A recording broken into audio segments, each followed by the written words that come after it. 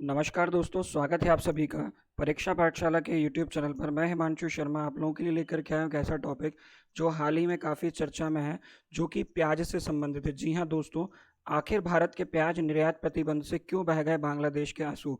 जी हाँ, बांग्लादेश के आंसू क्यों बहे, इस पर हम चर्चा करने जा रहे हैं। आखिर प्याज इतना क्यों इंपॉर्टेंस रख रही है हमारे इंटरनेशनल ट्रेड में, जो हम अब आयात और निर्यात करते हैं प्याज का, उससे बांग्लादेश की इकोनॉमी पर क्या असर पड़ रहा है और बांग्लादेश को क्या ज़रूरत है भारत से प्याज लेने की। चलिए, तो इस विषय पर हम चर्चा करने जा रहे हैं। उसके पहले मैं आपको बता देता हूँ, परीक्षा पाठशाला अब अलग अलग सोशल मीडिया प्लेटफॉर्म्स पर अवेलेबल है, जैसे कि यूट्यूब पर यदि आपने हमारे चैनल को सब्सक्राइब नहीं किया है तो जल्दी चैनल को सब्सक्राइब कीजिएगा और बेल आइकन को प्रेस जरूर कीजिएगा। जी हाँ दोस्तों, फेसबुक पर भी परीक्षा पाठशाला का अकाउंट है, आप वहाँ पर इसे ला जा करके फॉलो कर सकते हैं। इसके अलावा परीक्षा पाठशाला बाय हिमांशु सर के नाम से टेलीग्राम पर चैनल है, जहां पर मेरे सभी लेक्चर्स के पीडीएफ आपको मिलते रहेंगे।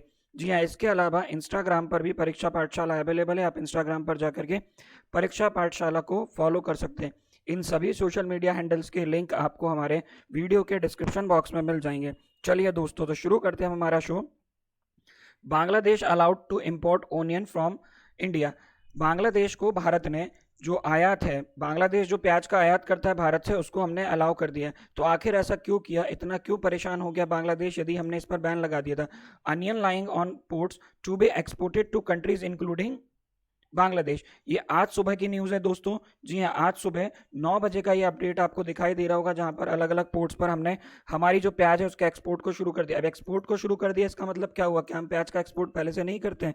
हम प्याज का एक्सपोर्ट पहले से करते आ रहे हैं, लेकिन अभी कुछ दिन पहले ही हमारी जो सरकार है उसने कुछ अलग अलग जगहों पर, जो अलग अलग देश हैं, उस पर प्याज का जो हम निर्यात कर रहे हैं उस निर्यात पर रोक लगा दी थी। Director general of Foreign Trade has lifted the ban on export of onion that were in transit to all the countries, including the neighbor Bangladesh. The decision was taken in a meeting between Ministry of External Affairs and Commerce. यहाँ पर हमने क्या किया था, director general of foreign trade जो हमारे हैं, उन्होंने ये डिसाइड किया था कि भारत की जो प्याज का हम निर्यात कर रहे हैं अलग अलग देशों में, उन सभी देशों पर निर्यात पर हम बैन लगाने जा रहे हैं और बैन लगा देंगे। इसमें हमारी जो पड़ोसी देश है, जिसमें बांग्लादेश भी आता है, उस पर भी ये बैन लगा दिया गया था। यदि आप बात करें ओनियन एक्सपोर्ट फ्रॉम इंडिया, तो इंडिया जो सबसे ज़्यादा, ये वाला अगर आप पार्ट देख पा रहे होंगे कि भारत सबसे ज़्यादा प्याज का निर्यात किन देशों को करता है, तो आपको यहाँ पर देखने को मिलेगा नेपाल 4%, यूएई 13%, श्रीलंका 13%। अगर हम यहाँ बात करें मलेशिया की तो 13%, 19%। और जो सबसे ज़्यादा हम जो प्याज है वो कहाँ पर एक्सपोर्ट कर रहे हैं, तो वो हम कर रहे हैं कहाँ पर, बांग्लादेश को। तो ऑब्वियस सी बात है, बांग्लादेश वो देश है जो भारत से सबसे ज़्यादा प्याज का आयात करता है। और अगर हम इस पर बैन लगा देंगे तो सबसे ज़्यादा इम्पैक्ट भी किस पर पड़ेगा, बांग्लादेश पर ही पड़ेगा। तो ऐसा क्यों हुआ था, जरा पहले इस बात पर हम चर्चा कर लेते हैं। भारत ने हाल ही में प्याज के एक्सपोर्ट को रोक दिया था। क्यों रोक दिया था, क्योंकि हमारे पास में प्याज का जो फसल है वो खराब हो गई थी, क्रॉप वॉज डैमेज। तो जो हमारी फसल थी वो खराब हो गई प्याज की, उसको लेकर के यहाँ पे प्याज के निर्यात को रोक दिया गया। The ban was imposed as the prices retail onion market shot up. अब देखो, सबसे आसान तरीका होता है, हम पढ़ते हैं इन्फ्लेशन। इन्फ्लेशन का मतलब होता है मुद्रास्फीति। मुद्रास्फीति की बात जब करते हैं तो हम चर्चा करते हैं महंगाई पे। महंगाई पे जब हम चर्चा करते हैं तो देखते हैं कि महंगाई बढ़ने का सबसे बड़ा कारण जो होता है वो ये होता है कि मार्केट में वस्तुओं की जो डिमांड है वो तो बरकरार रहती है, लेकिन जो सप्लाई है वो कम हो जाती है। तो डिमांड एंड सप्लाई का जो कॉन्सेप्ट होता है इन्फ्लेशन में, जिसके कारण वस्तुओं की मांग निरंतर बढ़ती जाती है और उसकी जो सप्लाई है वो अचानक से कम हो जाती है। तो अपनी जो सप्लाई है वो हम इंडिया में भी अपने मार्केट में कर रहे हैं प्याज को, और हम दूसरे देशों में भी इसको सप्लाई कर रहे हैं। लेकिन अगर मार्केट में हमारी कंट्री में प्याज के जो दाम है वो लगातार बढ़ेंगे, तो सबसे आसान तरीका इसको कम करने का ये कि उसकी अवेलेबिलिटी को हम यहाँ पर बढ़ा दें। उसकी अवेलेबिलिटी को बढ़ाने के लिए हम क्या कर सकते हैं, उसकी अवेलेबिलिटी को बढ़ाने के लिए हम हमारे पास में जो प्याज जिसको हम निर्यात करें उसको रोक करके हमारे ही मार्केट में आगे सप्लाई कर सकते हैं। तो ये आपको पता चल गया दोस्तों, रिटेल ओनियन मार्केट में जो प्याज है, प्याज के जो दाम है बढ़ते जा रहे थे, उसको रोकने के लिए हमने क्या किया था, यहाँ पर एक बैन लगा दिया था, एक प्रतिबंध लगा दिया था प्याज के जो निर्यात है उस पर।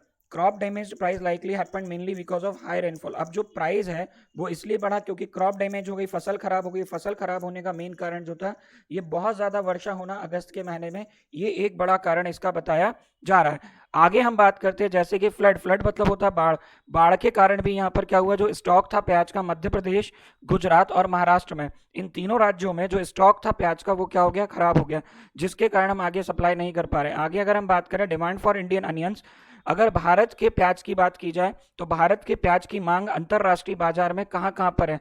श्रीलंका, बांग्लादेश, गल्फ कंट्रीज, ये वो कंट्रीज हैं जिनकी प्याज को लेकर के भारत की प्याज की सबसे ज्यादा डिमांड इन कंट्रीज में है। और इंडिया ने इन्हीं कंट्रीज पर क्या लगा दिया था? बैन लगा दिया था प्याज के निर्यात पर। अगर हम यहाँ पर देखते हैं तो यहाँ पर आपको कंट्री की अगर हम बात करें, एक्सपोर्ट जहां पर अपन कर रहे हैं वो मैंने आपको बता दिए।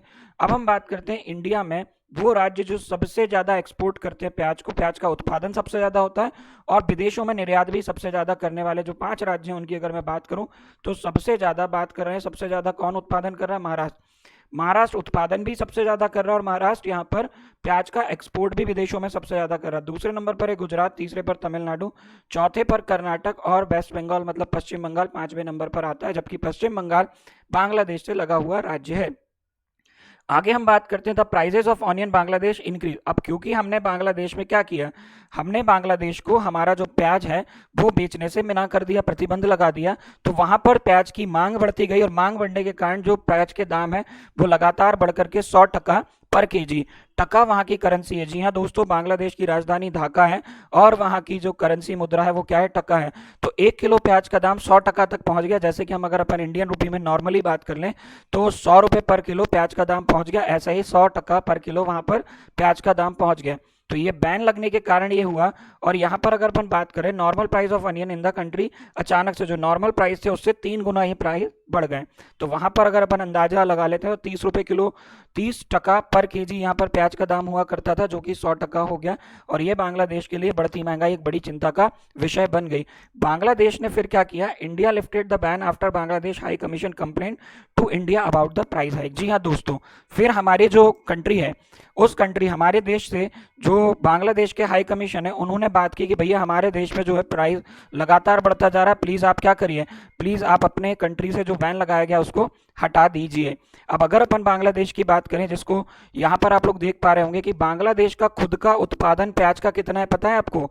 25.57 lakh tonne, 25.57 lakh tonne per year. एक साल में बांग्लादेश खुद 25 लाख टन का उत्पादन करता है, जबकि उसकी डिमांड कितनी है? सिर्फ 25 लाख टन की है। लेकिन अगर अपन देखें तो अपने जो बांग्लादेश है वो अपने मांग से तो ज्यादा ही उत्पादन कर रहा है, तो फिर ये डिमांड को पूरी क्यों नहीं कर पा रहा है?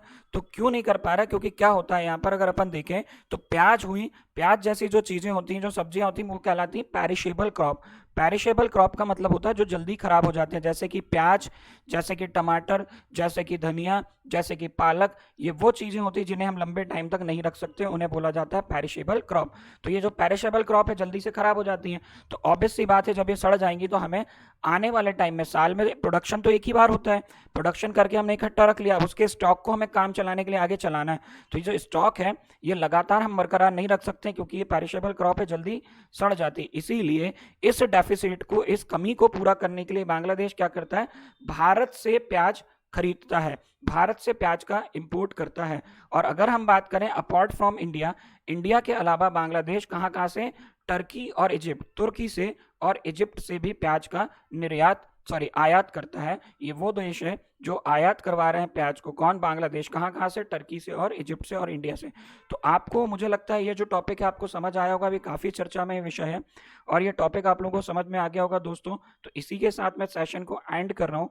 अगर वीडियो आपको पसंद आया हो तो वीडियो को लाइक जरूर कीजिएगा, शेयर कीजिए, और चैनल को यदि आपने सब्सक्राइब नहीं किया तो प्लीज़ चैनल को सब्सक्राइब भी कीजिएगा। एक नया, इसके अलावा एक और वीडियो आज शाम तक आप लोगों को मिलेगा जो कि एक बहुत इंपॉर्टेंट टॉपिक पर है, जो कि इंपॉर्टेंट टॉपिक अभी हाल ही में चर्चा का विषय बना हुआ है। तो चलिए दोस्तों, आप लोगों को अगर शो पसंद आ रहा है तो प्लीज़ इसको क्या कीजिएगा, इसको कीजिएगा लाइक, शेयर, और चैनल को जरूर कीजिएगा सब्सक्राइब। तो आप सभी का धन्यवाद।